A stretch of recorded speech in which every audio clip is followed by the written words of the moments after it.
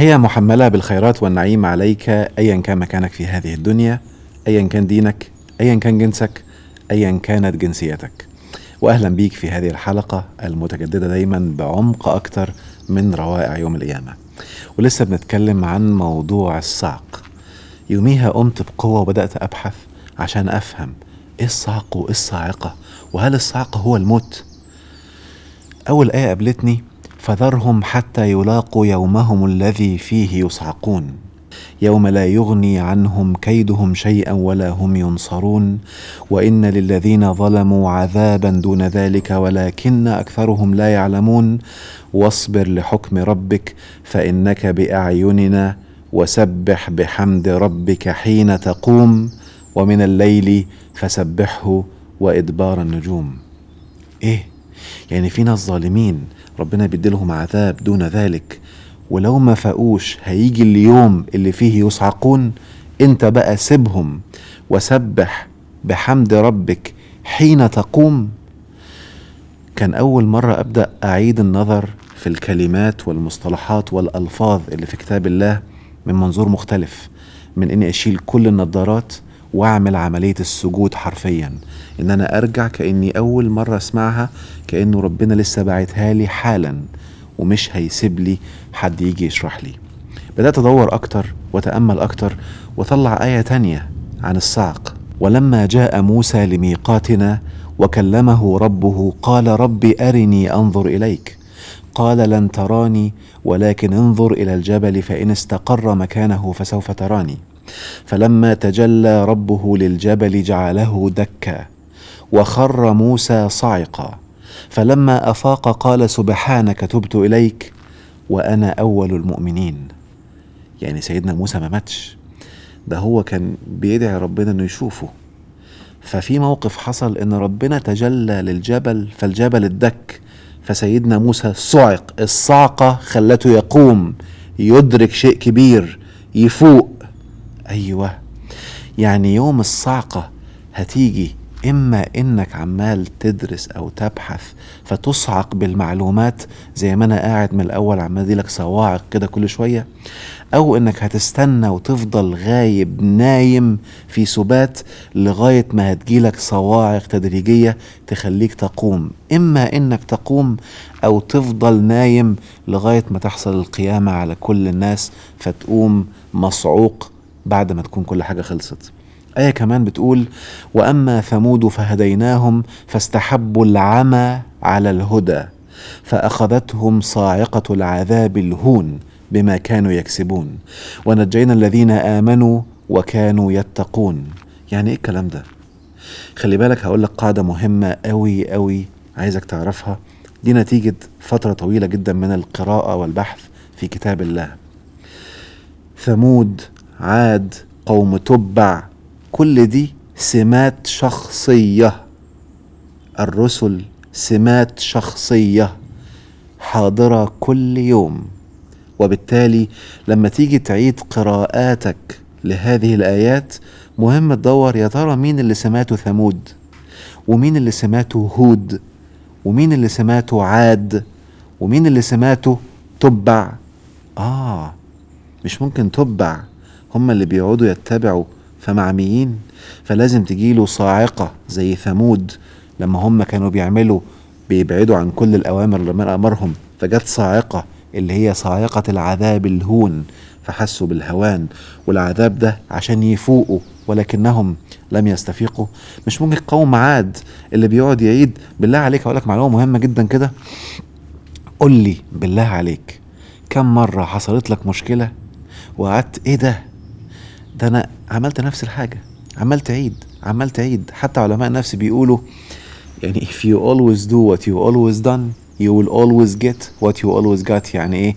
لو كل مرة هتعيد بنفس الحاجة هتحصل على نفس النتائج. غير يا اخي، طور. اللي انا بعد كده طورتها او قلتها بالمصطلحات بتاعتنا: اذا اردت ان يحدث لك قدر لم يحدث لك من قبل فخذ بأسباب لم تأخذ بها من قبل.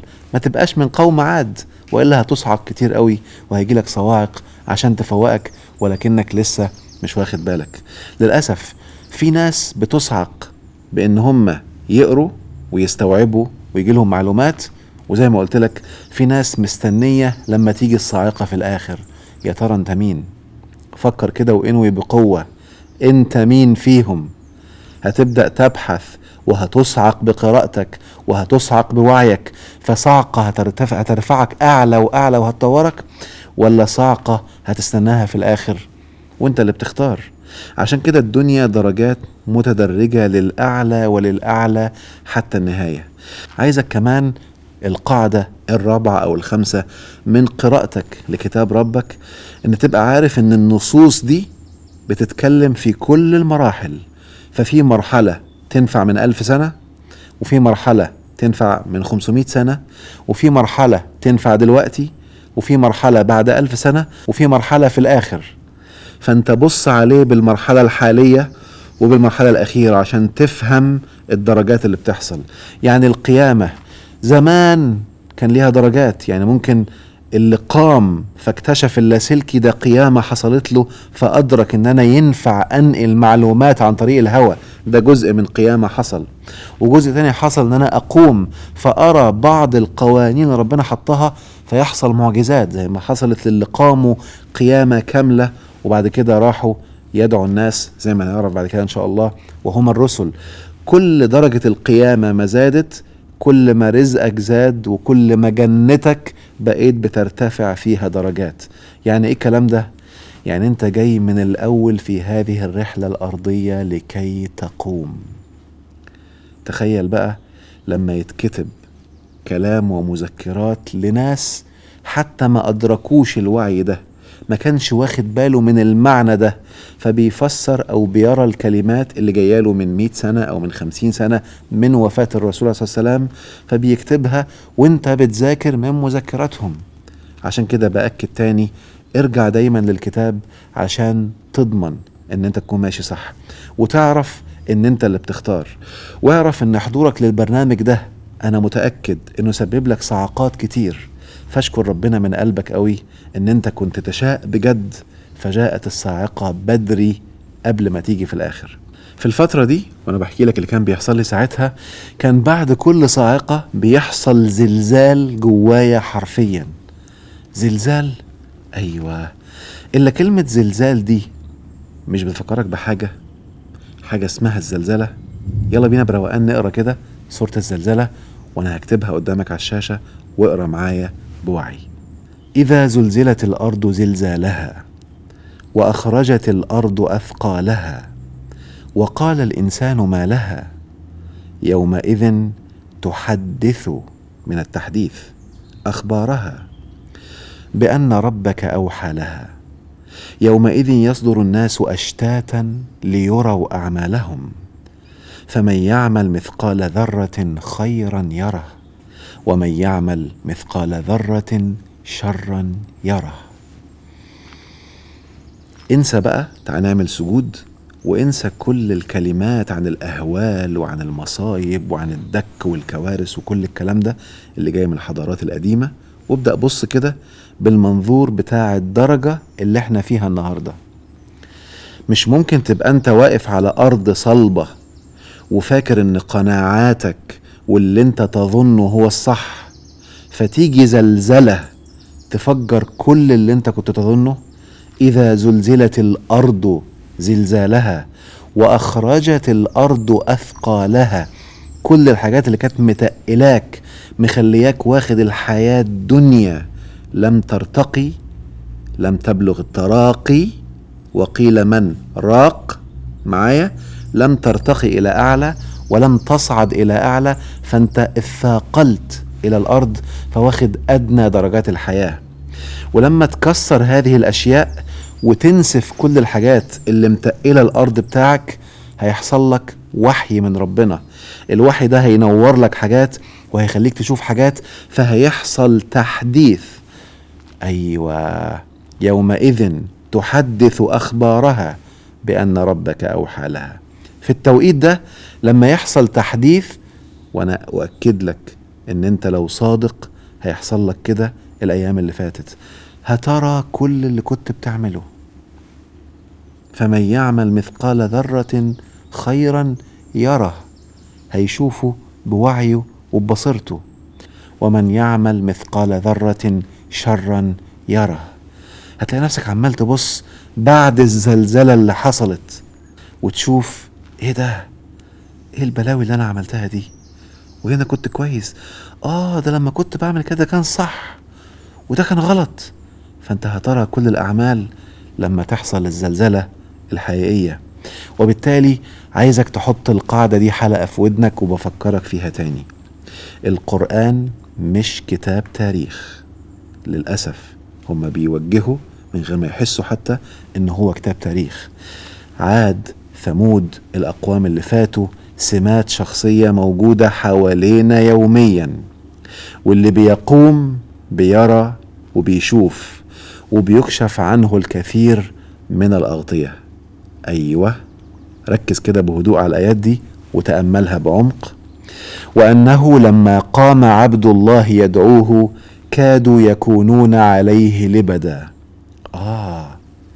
يعني هو لما بيقوم قبل ما يكون رسول، لما بيقوم كده اكتملت شروط انه رسول، فبيبدأ يدعو الله سبحانه وتعالى لأنه قام، رأى، شاف، حقق جزء كبير من رسالته في هذه الأرض. فلما قام بدأ يشتغل في الدعوة.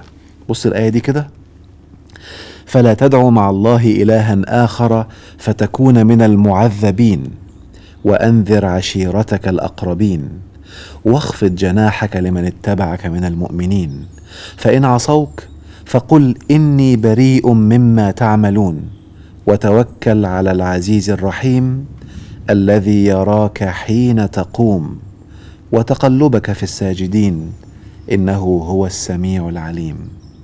أيوة، يعني أنت لما بتقوم بتبدأ تتكلم مع الناس، بتبدأ تنبههم لأنك قمت، فبتشوف الحق حق وبتشوف الباطل باطل، فتبدأ يا جماعة لو سمحتوا ده غلط وده صح. فلما الناس يبدأوا يكذبوك ولما الناس يبدأوا لا يهتموا بيك، مالكش دعوة، خليك مركز لأن ربنا يراك حين تقوم وتقلبك في الساجدين. خلي بالك، هقول لك قاعدة مهمة قوي، واللي درس تنمية ذاتية أو أخذ دورات متعمقة شوية عارفها لأنها من أهم معلومات التنمية الذاتية. إن أنت شيء وجسدك شيء. أنت شيء وسماتك أو تاريخك أو شهاداتك أو حتى جنسيتك وجنسك، فأنت شيء مختلف عنهم تماما.